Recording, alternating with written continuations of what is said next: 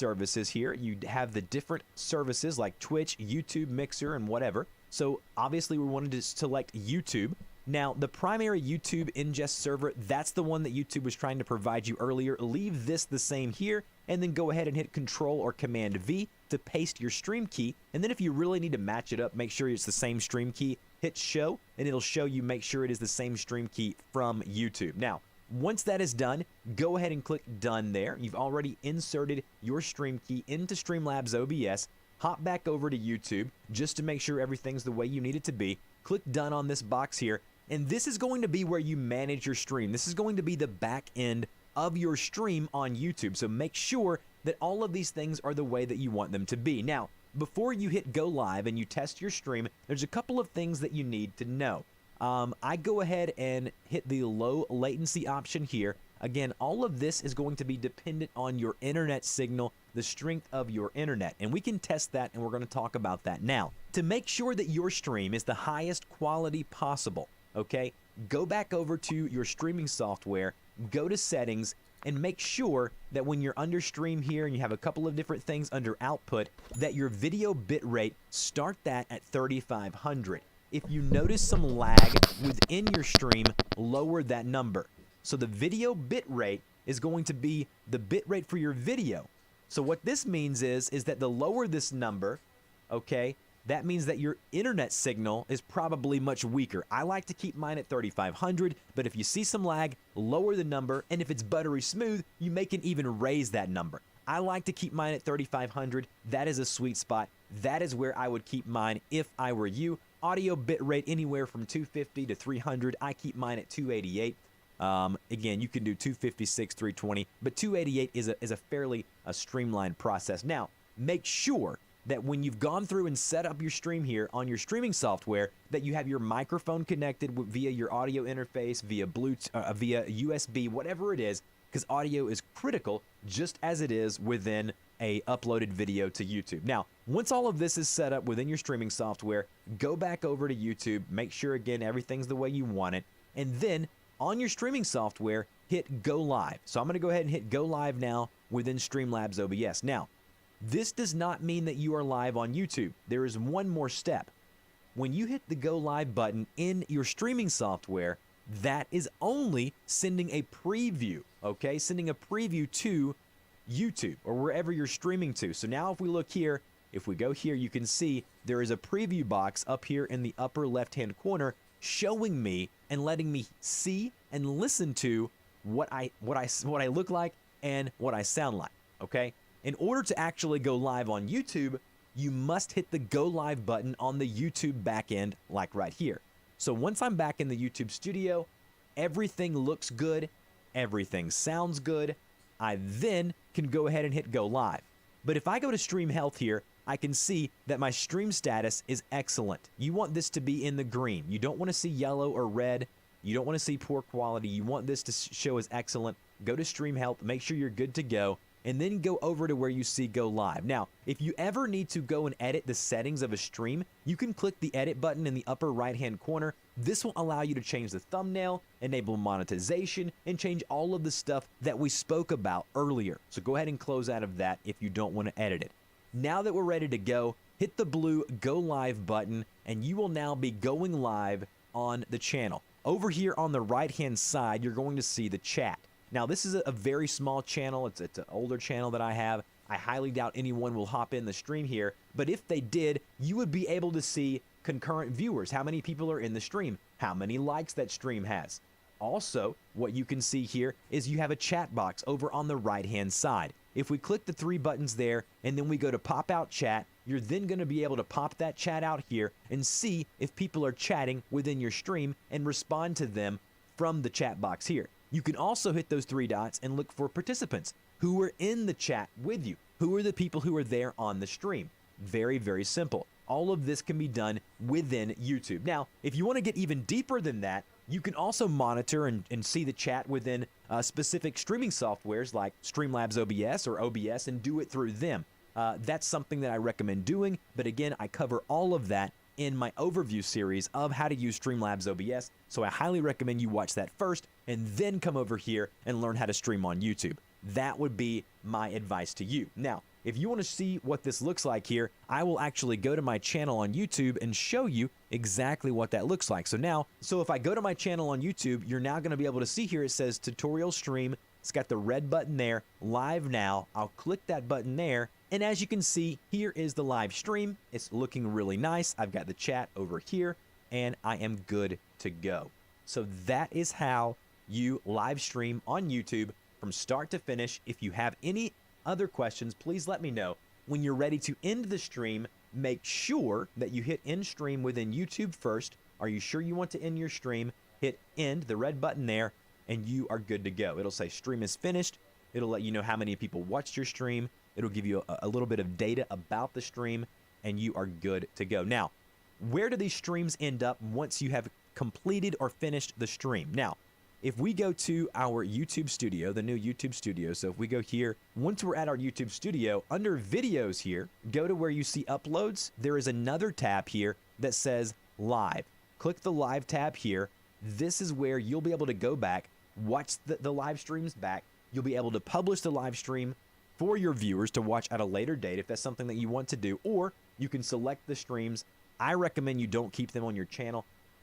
There's some data that shows it's not good for a YouTube channel. Select those videos. Once you've selected it, go to more actions, go to delete forever, and then delete forever. Normally what I do is I actually change them from public to unlisted. That way only the people who have the links can actually watch them, where all of the fun takes place. Make sure you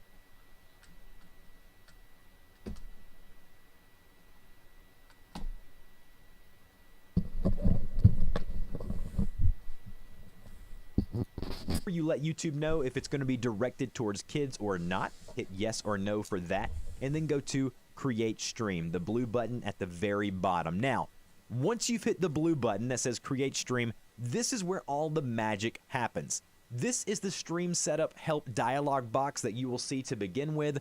All of this is basically telling you exactly what I'm telling you now, just showing you how to do it. So basically you're going to need a stream key.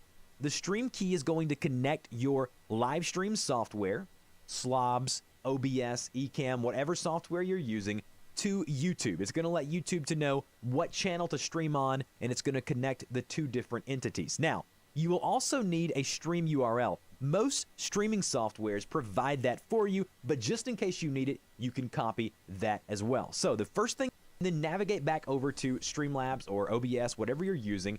I then go to settings, and then once in settings, I go to stream, which is this option here. And then underneath streaming services here, you have the different services like Twitch, YouTube, Mixer, and whatever. So obviously we wanted to select YouTube.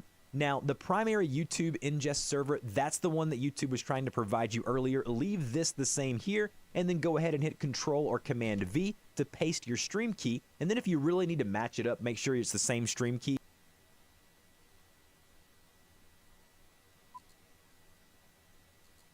I'm a serious gamer. Guy on your left. Watch out, watch out. But I don't play games with my money. That's why I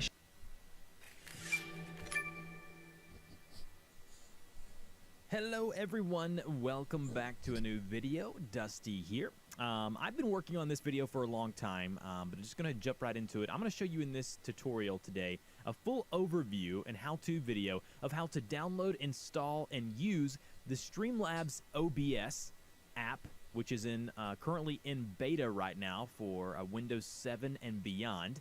I'm going to show you how to download it, how to use it, how to install it, and this is a really fantastic tool that I've used for a few months myself, and I can't wait to show you guys kind of as we dive in what there is to get into here. So, Streamlabs, what is it? Streamlabs is a company organization that allows you and provides tools for streamers and content creators alike to make their lives easier. And Streamlabs, OBS or Slobs, whatever you want to call it, is just something else in the line of fantastic tools that they are providing to you. So in order to download this guy, go to streamlabs.com. I'll drop the link down below if you want to follow along with this video, which I encourage you to do so. It will be linked up in the video annotation as well as the first link down below in the description, so you can basically just install it and then go from there. So what you want to do once you're at streamlabs.com is go to the option there, the green button that says download beta. Now, if you're not obviously if you don't have a Streamlabs account, you can basically go up to create one. You can go to log in here, and when you go to log into Streamlabs,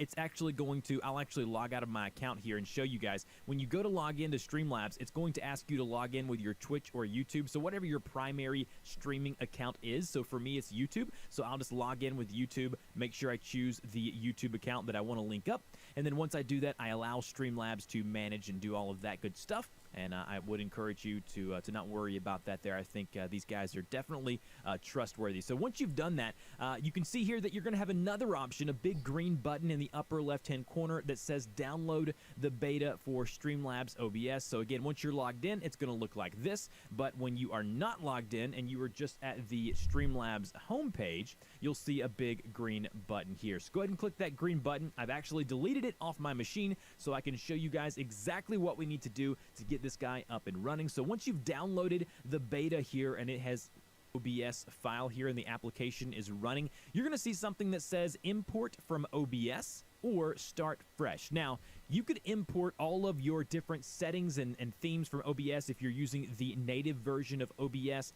Going to be doing. It gives you a clean and fresh start. So once we do that, you're going to see all of the beautiful things here that Streamlabs OBS provides to you. Now, with this version, you're going to see that it looks a lot better than just the native version of OBS. Now, obviously, OBS is free. I'm so thankful for what they're doing, allowing Streamlabs to basically put a fresh coat of paint, per se, on the application. But as you can see here, we have our editor, our themes, our dashboard, and then our live panel here. So obviously, just like with OBS, we have have our scenes and sources, which is how all of the magic is going to happen. So the first thing that we need to do is create our first scene, which is already done for us there. And if you want to create a new scene, click the addition symbol here. And basically a scene is a group of sources that put together everything that people are going to see when they watch your stream. So if you want to say this is stream 1, then that's what you can name your scene. Click done and you are ready to go. But obviously there's nothing there. It's a blank screen. So you need to go up here and add sources. So under the sources panel, same way as if you're adding a scene,